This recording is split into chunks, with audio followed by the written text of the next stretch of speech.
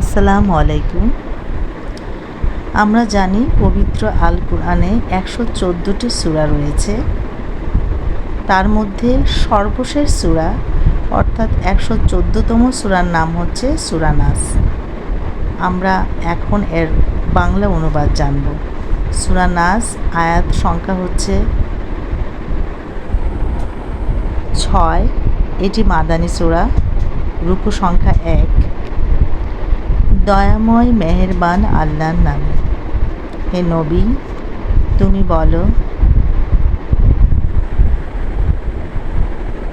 মানুষের অন্তরে গোপনে কুমন্ত্রণা দানকারীর কুমন্ত্রণা এবং জিন ও মানুষের কুমন্ত্রণার অনিষ্ট থেকে মানুষের অধিপতি, মানুষের উপাস্য, মানুষের প্রতিপালকের নিকট আমি আশ্রয় গ্রহণ করছি।